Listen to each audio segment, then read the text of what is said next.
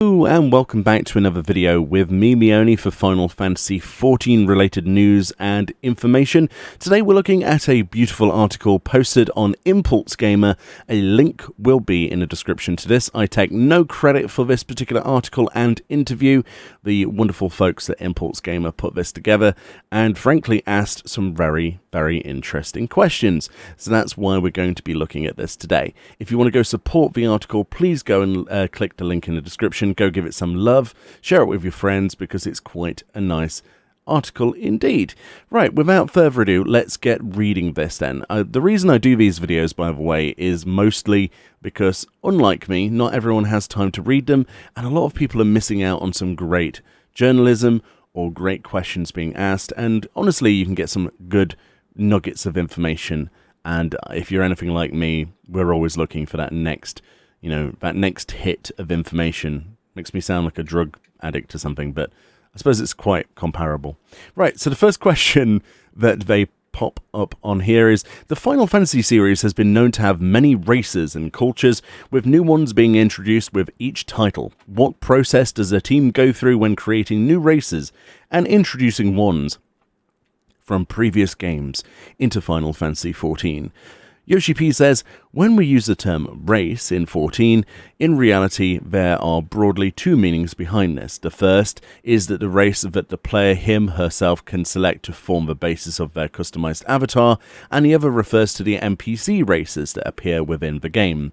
In the case of the former, it's no easy feat to add new races, and if we are to do so, we'd need to prepare it so that the several thousands of items available as gear can be properly equipped.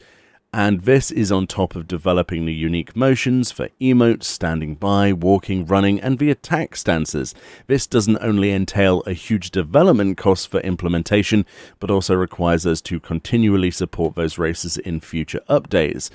As a result, when considering the addition of new playable races, we have to factor in how the workload will multiply. As such, this only happens on an extremely limited basis, and the deliberations about implementing or not would start only after I place a request and the costs are calculated. We're already approaching the limits in terms of maintaining a healthy balance between the operational costs and quality of the gameplay experience, so it could be said that adding any more playable races would be quite a challenge. In brackets here, of course, I do understand the benefits of expanding the options available to players and their scope for roleplay, end brackets. Continued. On the other hand, the addition of NPC races is, compared to playable races, a somewhat enjoyable process for the development team. This is thanks to factors such as the character's gear being fixed and the developers benefiting from a degree of control over the emotes, in brackets, but again, it's only enjoyable in comparison, end brackets. Typically, we'll brainstorm for ideas alongside our efforts in formulating the story when working on a new expansion, by considering questions such as which regions will we focus on, and what unknown cultures await therein. Since I also participate, the scenario team and I will consolidate the basic ideas and consult the graphics team after that.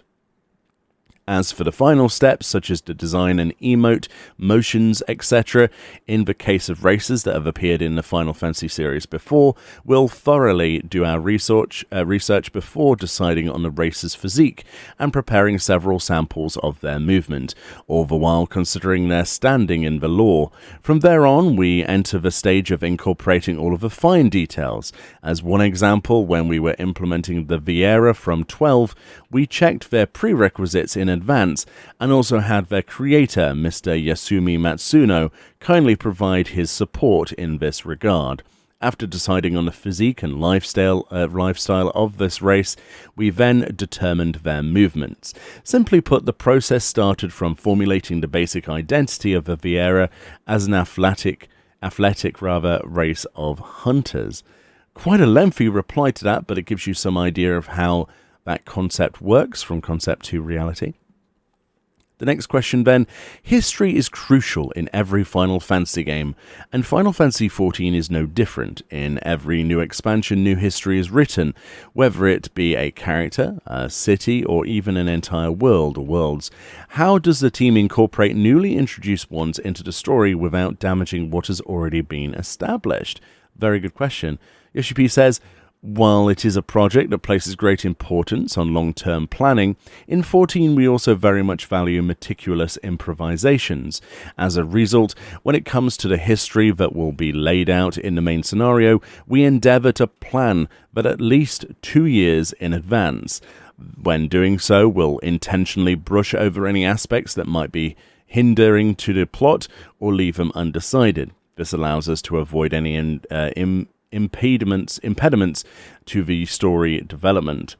On the other hand, previously established histories and stories have been built based on a common understanding, and as such, in brackets at least for 14's story from A Realm Reborn onwards, end brackets, they don't serve as a hindrance for writing something new.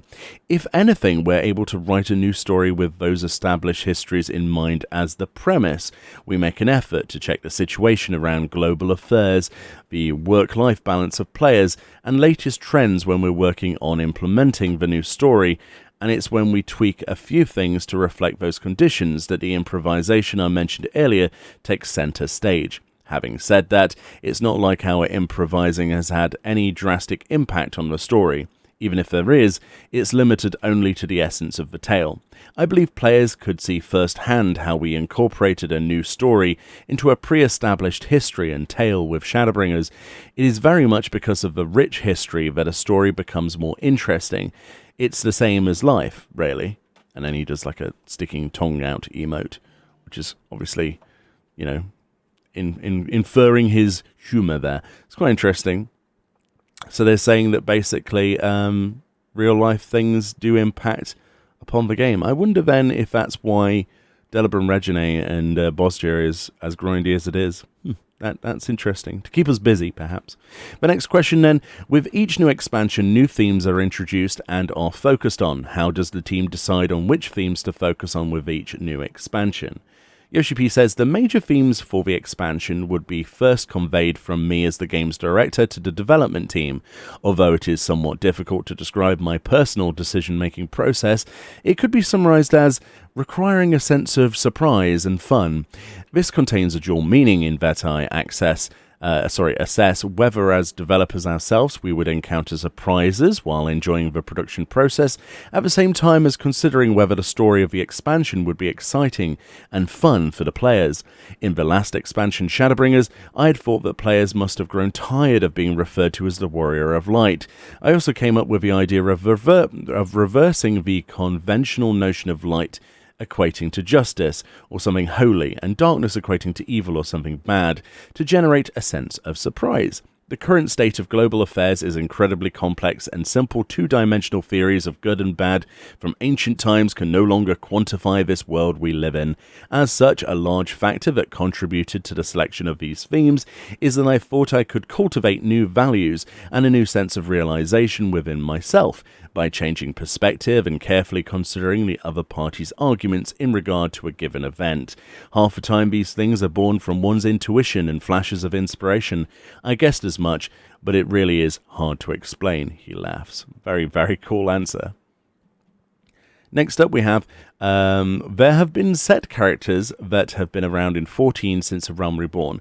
These characters show up in every expansion is important, and we see them change over time. What process does a team go through to develop these characters without it being too jarring to returning players?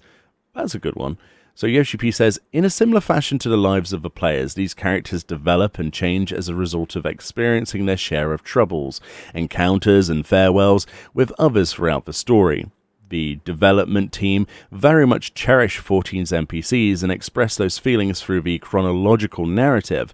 Accordingly, by picking up where they left off and progressing throughout the main story, even returning players are able to feel the changes to those NPCs. There is no drastic process in particular, and by depicting those changes in the story, both returning players and current players end up with a comparable understanding towards the characters. There aren't many who would skip a few seasons of a TV drama and start watching from the middle now, are there? Apart from, I guess, where you recommend Dexter to people and they watch the start, they miss the middle and the end. If anyone else has watched that particular series, oof. Yeah, but I don't know. For the most part, that's quite a good way of approaching it. They really do sort of try to keep that going as a big sort of narrative. The only thing that's jarring to me as a player, personally, is when the voice actor changes dramatically between patches, but it's less prominent now than it used to be. But I understand that there are budget limitations, personally, for that, as well as other reasons. So I just think that's the only thing that jars to me personally. But that's usually minor characters anyway. Next question. Classes, jobs are important in almost all Final Fantasy games. In 14, they are crucial as a tool for both new abilities and story. Each class has their own storyline and it develops with new expansions. How does the team decide on what class to pick from previous Final Fantasy games and write storylines for? Good question. Yoshi P says, for jobs that form a large part of the player's game experience, we conceive them upon placing greater importance on the game experience rather than the story. This is because any constraints relating to the story would be detrimental to the game's experience.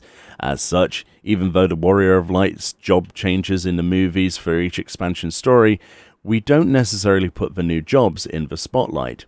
For Shadowbringers, I had requested Dark Knight in order to depict the pivotal role of the Warrior of Darkness.